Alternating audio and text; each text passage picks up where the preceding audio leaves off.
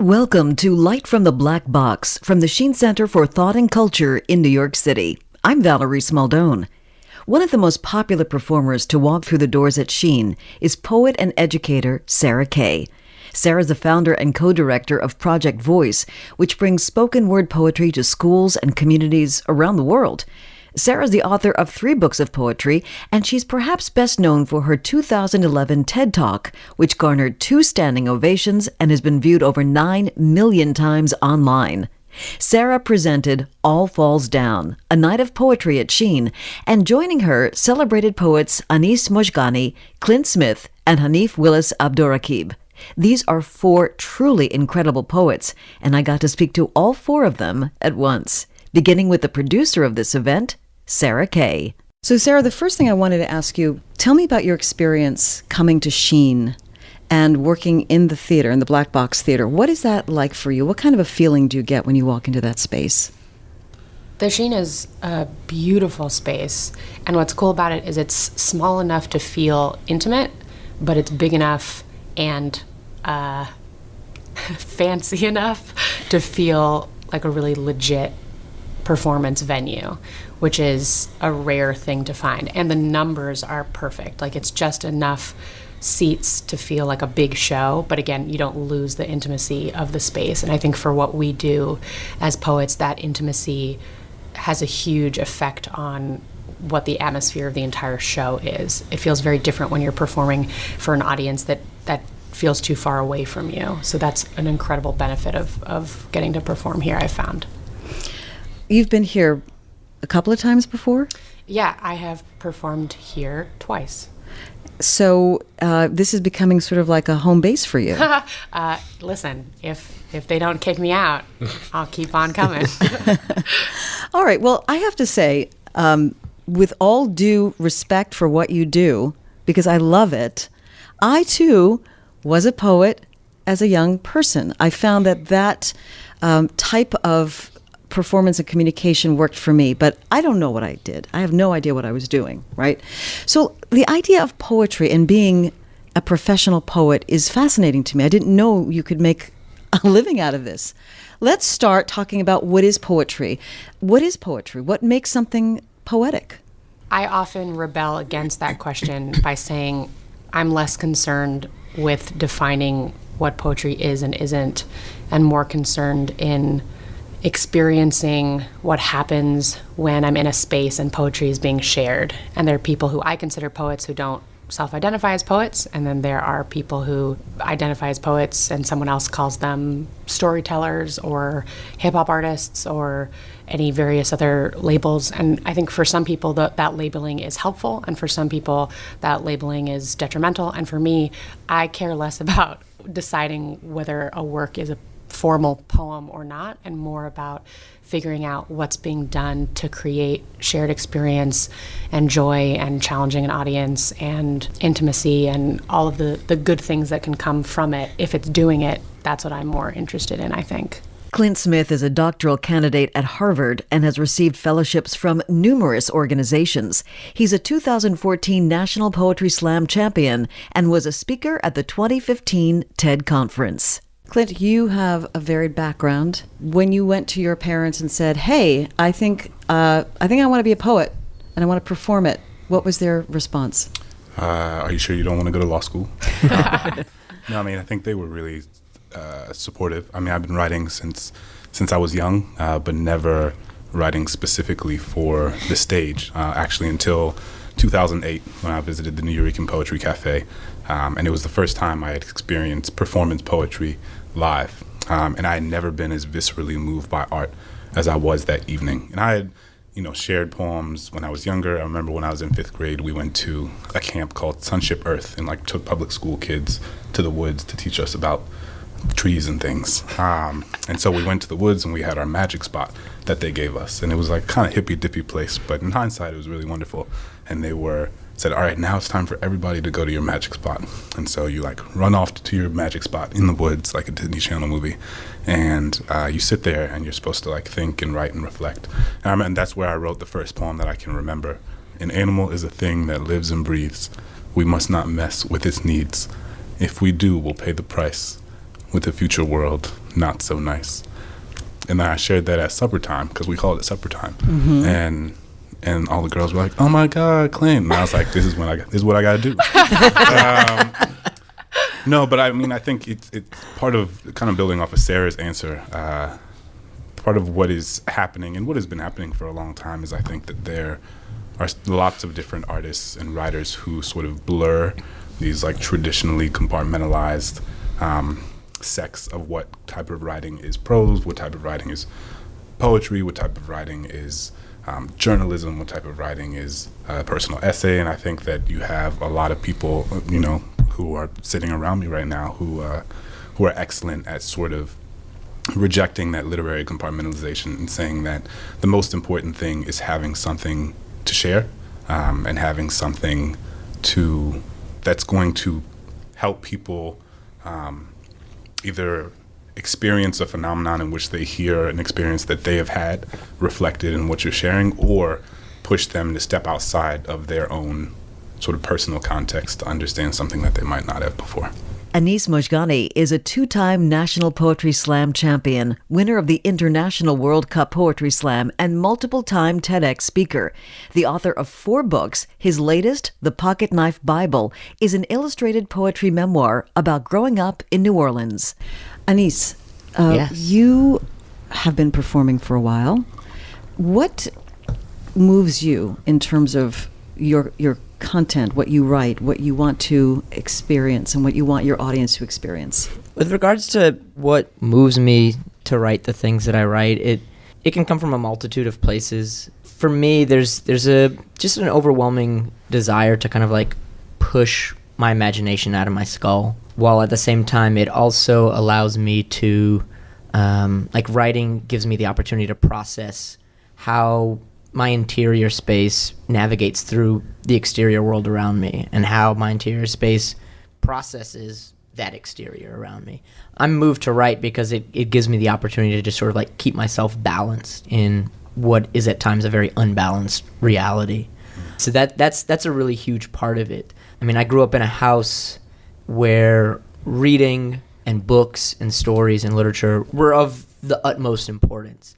I don't know if it derives from that. I'm sure somewhat, but I do believe that story and the sharing of that is imminent to what it means to be of humanity. That's what it means to be human, to be able to pass and share our stories with those around us and with those to come from us, while also being able to sit and receive the stories of others. And without that, I think it cuts ourselves off from what we are. And so that is a really huge part of why I write the things that I write, and also why I share the things that I write in the manner that I do. It's very, very important and empowering for me, both like as an individual, but also I think in regards to trying to feasibly pass that to others so that they might feel empowerment in their own lives, to be able to sit or stand in a space and share things off of my chest, out of my heart, out of my brain, out of my humor, and give those to somebody else and have them exchange with me whatever energy that they are feeling as they receive that. That moves me tremendously to keep writing and creating and sharing. I'm getting all different ideas from the folks in the room today. Tell me about performance, because obviously you could write it and you can publish it, but this is a performance. How do you love this art form? Tell me what it means to you. I'm very bad at performing, is the bad news. So I tend to feel a need to speak the work out loud and let it live out loud in a space where people can hear it more effectively. Why do you say you're bad at performance, though? I don't know. I don't ever know what to do with my hands, I think, is the main thing. And I don't memorize poems as much as I used to. I used to be very diligent about memorizing poems, and now I have maybe 2 memorized, and the one is fading quickly because I'm getting old. What I'm mostly saying is that I enjoy performance. I think performance is a necessary dynamic to letting the work live the way I intend it to live. And even if the performance is like me reading the work off of paper in a way that allows the words to sit in the air for a while longer than they might if someone's just like reading and turning a page, I think that's valuable. When I say that loving me is kind of like being a Chicago Bulls fan, what I mean is that my father can tell a bunch of cool stories about the old days when I was truly great. There's a mountain of gold that has gathered dust in the corner where I used to sleep, and look at all of these photos. In this one, I am wearing rainbow shorts and hurling rocks at a shoreline. In this one, I am smiling in the glow of 13 lit candles pushed into a sheet of dark sugar. And you may say, why do you allow your face to drown in less and less joy with each passing year? And I will say, I just woke up one day and I was a still photo in everyone's home but my own. Or I will say, I promise my legs just need another season, and then I will be who you fell in love with again. And then I will probably just say, I'm sorry that there was once a tremendous blue sky and then a decade of hard, incessant rain. Sarah, you have put together this group of well-known and celebrated poets, storytellers tonight at Sheen Center. What's this experience like for you? Because I know you're a huge fan of these gentlemen. Oh man, I'm too stoked. I haven't come down from cloud nine yet, and I don't know if I will for a week. I keep saying like, well, this is probably my last show, because as soon as the show's over, I should immediately retire, because it cannot get any better than this show. Yeah, I'm really excited. I said the other day, like kind of jokingly, and then I realized that it was really true, that they're going to hate this, but I'll say it to you and pretend they're not listening, that I think, Anis Mojgani is probably one of the main reasons I started doing this work. And Clint Smith and Hanif Abdurraqib are probably the main reasons I'm still in this work. So to have all three of them in one show that I get to be in the wings for and then come traipsing out on stage at some point is really exciting and very personally meaningful, I think. I mean, I'm stoked for everyone to hear it and for everyone to see what happens, but I'm also just selfishly really excited. Were you surprised that they all said yes? Well, it's funny. I have a long-running, I wouldn't call it a joke, but a phrase that I say a lot, that my friends and I say a lot, which is we'll make a joke and we'll go, oh, JK, meaning just kidding, but FR, which is but for real. So like, oh yeah, we're just kidding, just a joke, but also we're not kidding. Mm-hmm. So this is a perfect example of that, where I think for a while I was like, haha, wouldn't it be great if we all did a show together? JK, but FR. And then all of a sudden we're doing the show. All of a sudden it was FR. And I think it's really interesting too, because our relationships to one another, I think, have evolved over the last few years in a really wonderful way. I mean, like, it's similar to Sarah and probably millions of children across the world. Like, I watched Anis's videos, back in college when I was first getting started with this, and I was like, oh man, shake the dust. Like, that's amazing. The dust is like, and the dust was floating around you in that video because the lighting was so good. That was how she made me feel. Like I was 17, running slow motion through a field lit with light, particles of dust moving through the air, the sun burning their bodies. Perhaps it was dust, perhaps it was magical dust. Perhaps that magical dust was what I was made from. I opened my eyes, and everything I saw would begin to float. He was one of the first artists in this space that I was introduced to. Sarah is obviously, one of the most talented and most famous in this space as well, and I saw her TED Talk, and then I saw her at the TED Talk that I first gave, and I looked down, and I was like, oh my God, that's Sarah Kay. And I was like, pull it together, Clint, hold it together.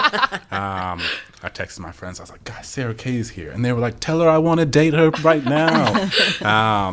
And Hanif's work, I had been introduced more recently to, but I don't think it's an exaggeration to say that he's, I think, one of the most talented writers out there in the world across the genres right now. And so to have had people that you admire so deeply as writers and artists, and that you get to admire, like, at a table eating French fries with them, is the best kind of blessing for me. And I could have never imagined, years ago when I was starting out in this, that I would be able to be friends with them and do shows with them and laugh with them. And it's a pretty surreal experience to be here with them. Hanif Abdurraqib is a poet, essayist, and cultural critic from Columbus, Ohio.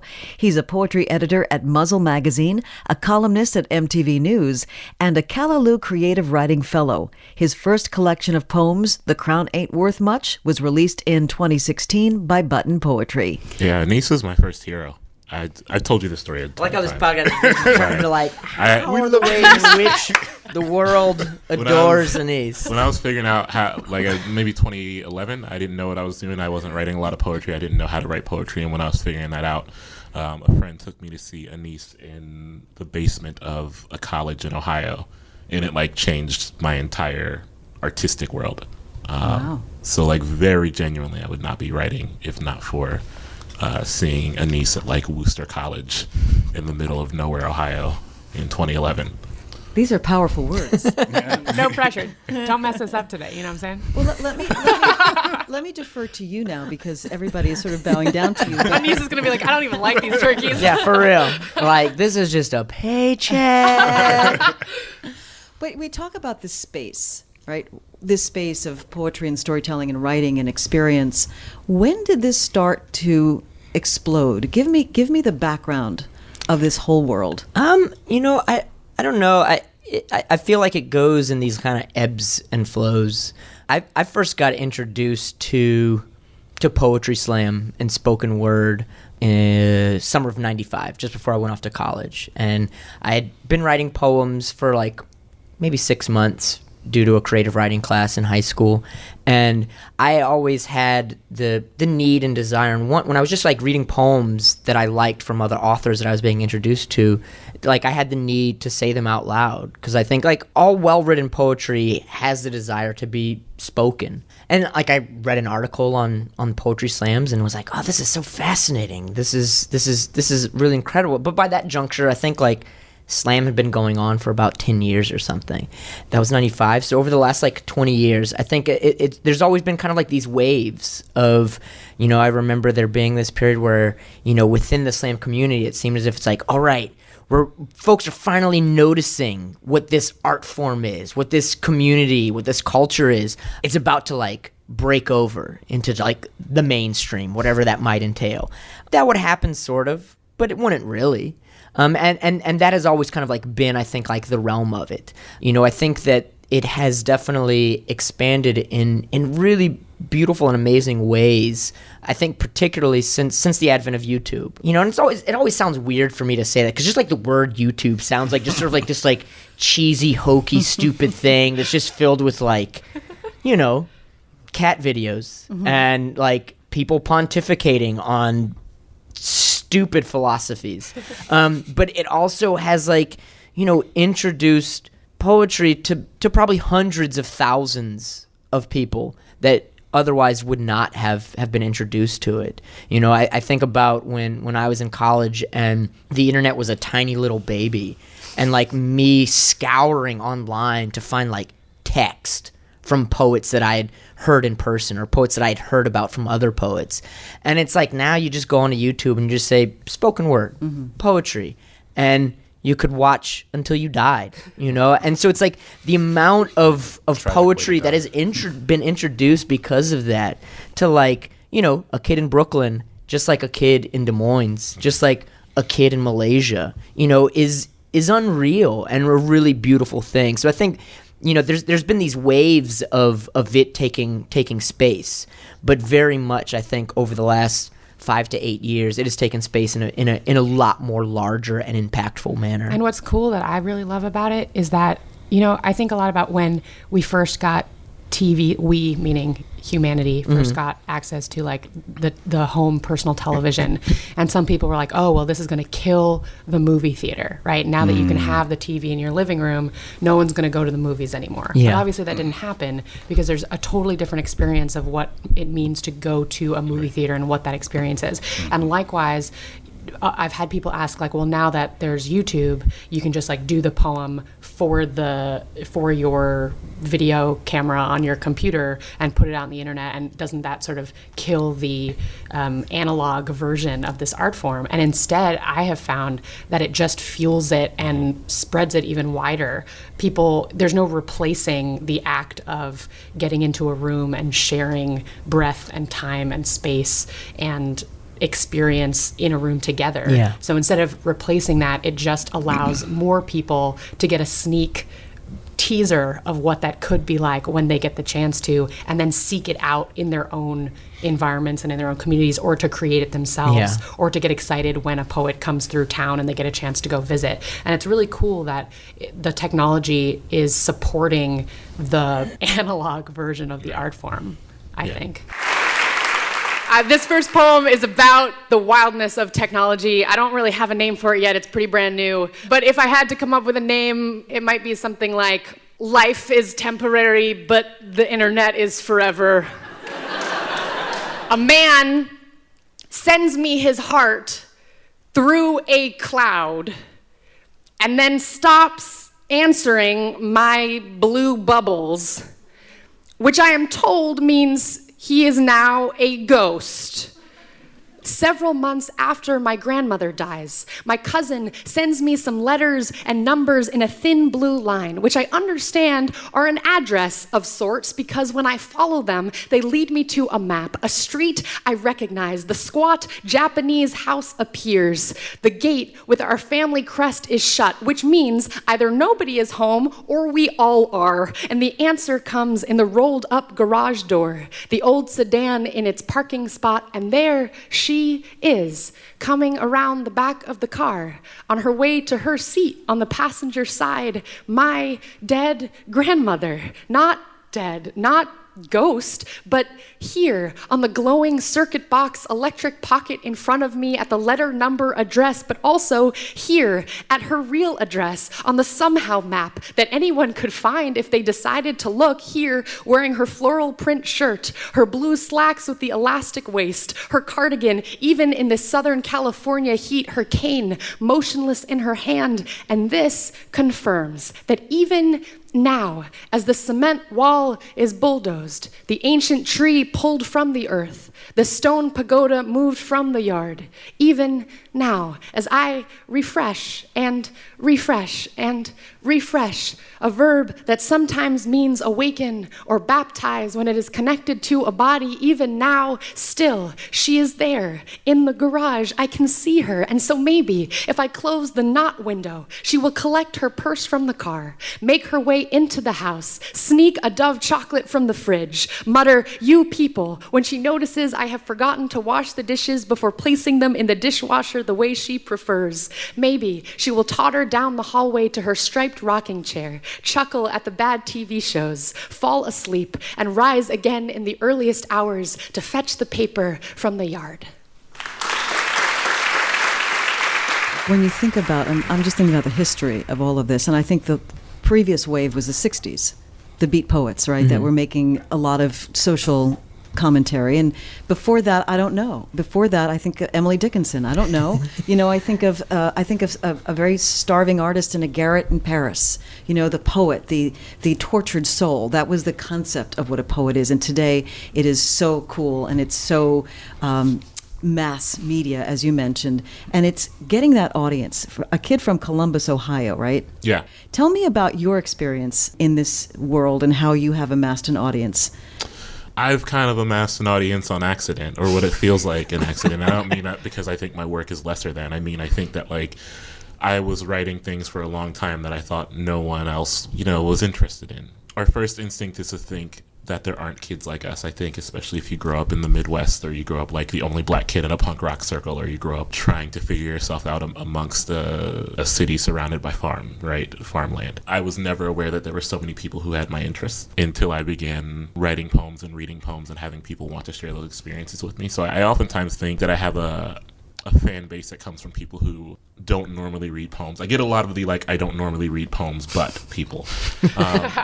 And it's because I think there are people who are interested in my non-poetry work, people who follow my music writing, and people who think I tweet funny jokes, right? And then they're like, well, I'll give this poem a shot. And then they find that there are stories in it that relate to where they're from. And so I'm really proud of the people who come to me and say, like, I don't really read poems, but I like your poems, or I don't really read poems, but I'm going to buy your book, because I think it tells me that, where people are like interested in being driven to this than we think. And the ways, I think, for me at least, to honor that are by continuing to write like honest and vulnerable work that allows people a window into something that they might have themselves.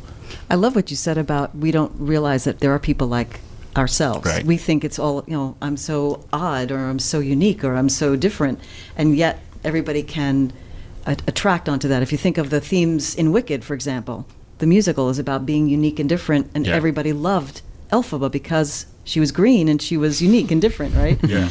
So let's talk about where you came from, New Orleans, right? Both Clint and Anis from New Orleans. Same high school, even. No. Yeah. I mean, many years between. Because you're the elder statesman, right? I am the elder statesman. Okay. But yeah, and that was something that I only recently found out. Like, after when Clint and I like first became friends, I learned that he was from New Orleans. It's like, oh, this is so rad that Clint's also from New Orleans. And then there was an essay that he had written in the Times and New Yorker that was about being black and playing soccer in the South. And I was like, wait, Benjamin Franklin High School? That's where I went to high school. And I was like, that's so weird. It blew my mind. It really blew my mind. And so what's the theme in New Orleans? Why is New Orleans rife with all this wonderful talent? Tell me about it. It's the best It is a city great on city. the planet. It is a great city. Yeah, I think it's one of those things where you don't realize how unique New Orleans is until you don't live there anymore. So I think I grew up taking it for granted. And I remember when we first had Thanksgiving, like, not in New Orleans. I think we went to my grandparents' house in West Palm Beach, Florida, and they were like cooking dinner, and I was like, what is this stuff? I was like, where's the gumbo? Where's the jambalaya? Where's the etouffee? What kind of Thanksgiving is this? And they were like, this is how everyone else does Thanksgiving. Eat the mashed potatoes. I was like, I don't want the mashed potatoes. I want the gumbo. In New Orleans, seafood is as much a part of life as changing tides. I was raised between shrimp etouffee and fried catfish. Learned to walk on crab legs and was baptized in a pot of crawfish before I even knew what one was. Still, I was always disgusted by the oysters. But see, my dad loved them. He said that the zinc in the meat was good for your hair, and that if I had seen the hairlines on the men on my mama's side of the family, I'd better start eating up.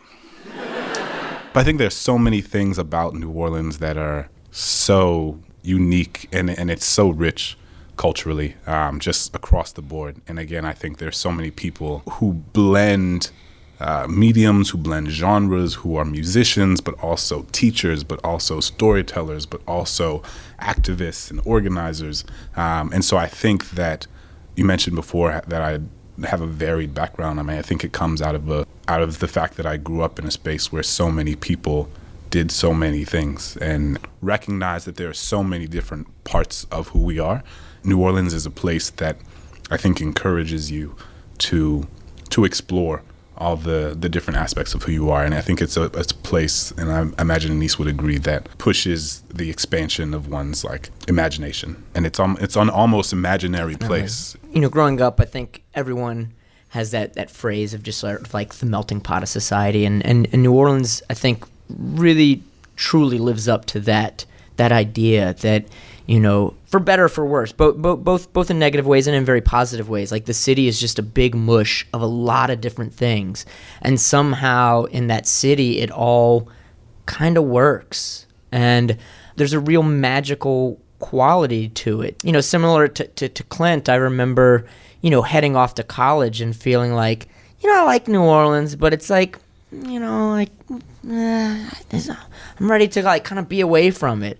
And then like landing in Savannah, Georgia, and you're trading like where you're from with other new students, and everyone knew New Orleans, and I was like, oh, maybe New Orleans is different than what I thought it was, or like these things that I took for granted, and it is a very unique place, and I really like what Clint said about it being a place that allows for the pushing of the imagination, that it's just, there's a darkness there that is comforting. You know, I mean, there's definitely like a darkness there that is not comforting. But when I'm in New Orleans, I feel a presence there that feels like, I don't know, like you really feel the presence of a magic there that you want to be enveloped by, that you also don't want to disrupt. I don't know, it's a really beautiful and unique place, a very colorful place, I think, to have a childhood inside of.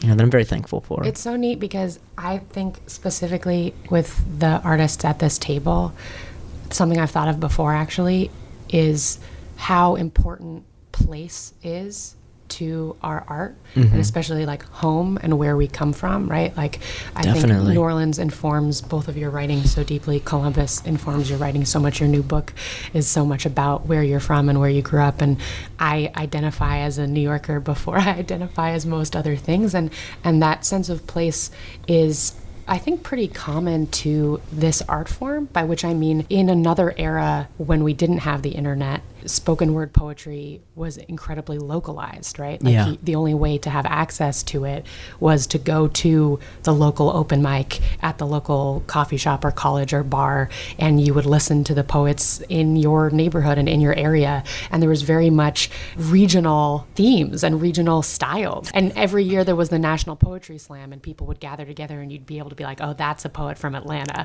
or that's a poet from the Bay. And there were these styles that would show up because it was a localized art form. And one of the things we were talking earlier about the internet and what it has done for this art form and the spread of this space is it's still a localized art form, right? It's not as though there's no longer a placing of an artist within their hometown or within the place where they are growing up and becoming formed. Like I said, I think each of us is very much from the place we are from, but now you can go on and find those poets and see those poets and learn from poetic styles of people who are not down the block from you and have access to those styles and those stories and those communities in a way that is completely new from how it used to be. So I write about where I'm from so much because I don't want anyone else to be able to do it if I don't. Right? If I don't write about Columbus, Ohio, no one else will, or they'll write about it in a way that's not real to me. Someone who's not from there will archive it, and that's what will be in history. If a teenager comes up to me and says, I like your poetry, I don't think I could do this, I would impress upon them this idea that if they believe in their own existence and their own stories and the archiving of that, then I think poetry is an avenue to do that and to have control over what narratives are left after for years and years after you're gone. Since Clint shared his first poem earlier, I thought it would be a good opportunity for everyone to share one of their earliest poems. And Anise began. The first love poem that I ever wrote was for this friend of mine, and this is like eons ago. I usually share this poem with this little story, how like a few years ago she had posted on her Facebook a photograph of a small lemon tree. And with this caption that read, "See the lemon tree I grew from a seed, see how big it's gotten." And the thought that popped in my head was like, that's such a sweet sentiment, and that's also such a stupid, dumb little sentiment. And I just thought it was so funny, you know, like just like this little lemon tree, like, hey, I grew from a seed, check it out, guys. And so I wrote this poem about a lemon tree. "Oh, lemon tree, I grew from a seed. How big you have gotten. You were so little when you were a seed, and now so big. And soon you will carry such round and lovely lemons, yellow and dimpled. When they grow too big for your thin branches and they leave this kitchen of mine, ask them not to forget it, this kitchen of ours. It is my favorite room in the house. And lemon tree, when you pick up to follow, please do think of me. I will think of you. Here, when my hands are far too empty and my tongue is far too sweet, I will think of the quiet poem that once was your shape. Lemon tree. Please, bring a scarf with you. Wherever you end up, it may be cold. And if it isn't, perhaps you will one day vacation someplace where it is." There we go. That's so great. Anise is so great. That's so metaphysical. It's like, yeah. Sarah, remember your first poem? My first poem, I've been writing poetry since I was a little kid, and I don't remember. I've been writing since before I knew how to write with a pen. I would chase my mom around the house and go poem and make her write it down, which gives you a sense of how obnoxious of a child I was. But so I don't remember my first poem. Or if you want to just give us a preview of tonight. A preview of tonight. This is called The Places We Are Not. A man plows his truck through the crowd, celebrating on the Nice boardwalk, where my once love once insisted we could make it all the way through a 3-layer chocolate mousse until we were so full we could not even bear to lick our spoons. I text a friend, "Where are you?" which is code for, "Please tell me these new deaths are not yours this time." If I scroll up, I will see the same text I sent her when Paris was exploding a few moments or weeks ago. A little farther up, the same text she sent me in January when I was in lockdown in Jakarta as the man in the Starbucks across town pulled the pin from his grenade. Not yours, this time, is a song that plays so often I can't help but know the words. Are you okay is the hook. Are you okay is code for, we are not okay, but please remind me you are breathing. Back home, the black men and women I love look into mirrors and wonder if they are loose teeth in the mouth of an impatient God. Are you okay? I text, impotent. Please remind me you are breathing. I am scared is not a good enough excuse to not get out of bed. The world is falling apart is not a good enough one either. I ask my mother if growing older means one wound piling upon another until we are just a collection of hurt. She tells me, no. Sometimes somebody gets married or has a baby. Someone teach me a new song, please. Bring me a spoon and a mouth to lean across the table for. This time, I'm a jaw of loose teeth. I'm a collection of string. I'm a snow globe of worry. I'm a Rolodex of fear. They are putting body bags over the children on the sidewalk where I once pushed a bowl away laughing, I cannot possibly have any more love. I am already full. Wow. Do you have your poem? I could read something. Yeah, do it. I'll probably read this tonight. I was going to read something else, but I want to be thoughtful of time, so I'm going to read a short thing. Here's Hanif reciting his poem. What a miracle that our parents had us when they could have gotten a puppy instead. I guess it is good to know that you are needed by something that won't outgrow you, or that won't learn a name to call you outside of. I am back to wearing sweaters in summer. It's a question of intimacy, that which will do the work of love for those who have grown weary of loving me. Every 4 years in America, it becomes fashionable to make promises you can't keep, and so here I am again. I tell you that I will try to make it to your brunch, reading, karaoke night, and then I draw a blanket over my chest and look to see who will deliver me something warm. I hold a face in my palms and turn it toward a field of sunflowers, their spines arched into the night's humid mouth.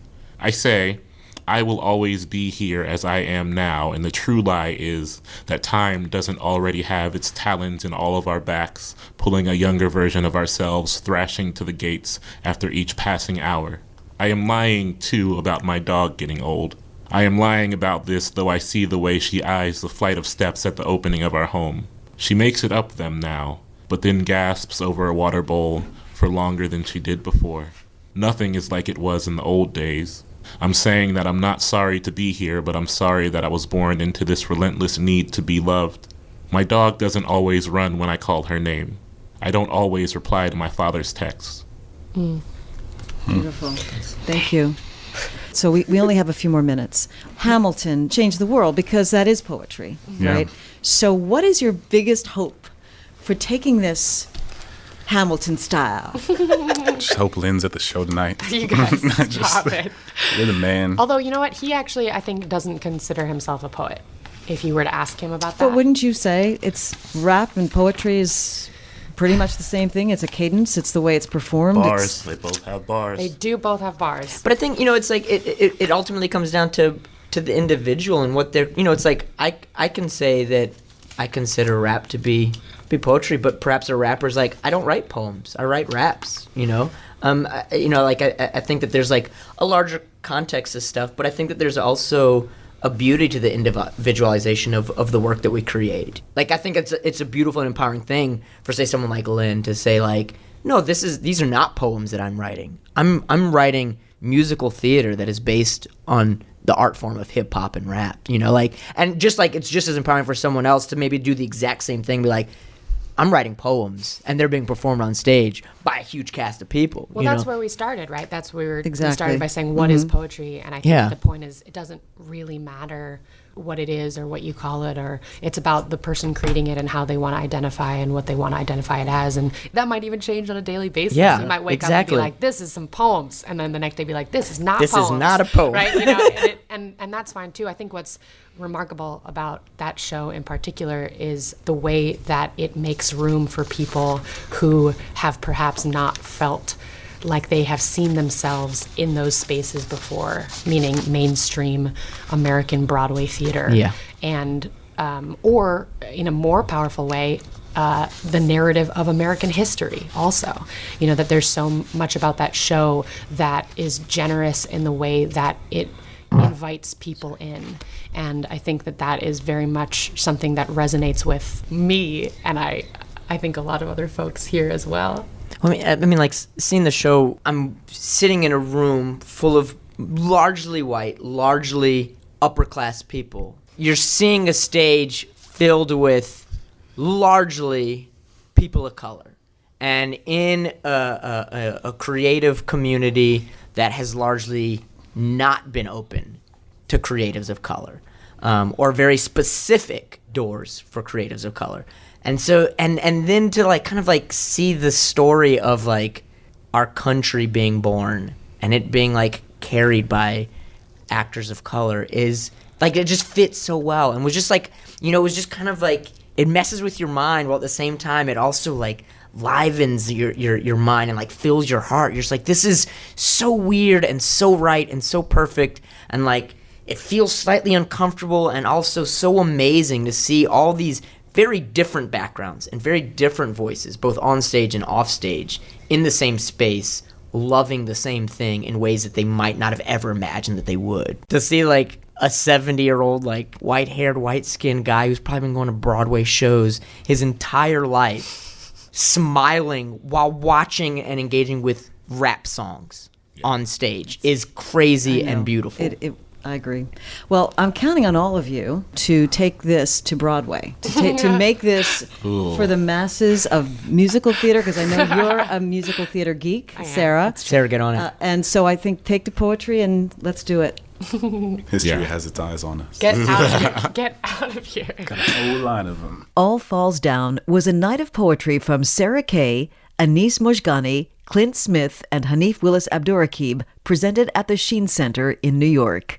I'm Valerie Smaldone. Light from the Black Box is a podcast series produced by the Sheen Center for Thought and Culture, Valerie Smaldone Media Worldwide, and Culture Sonar.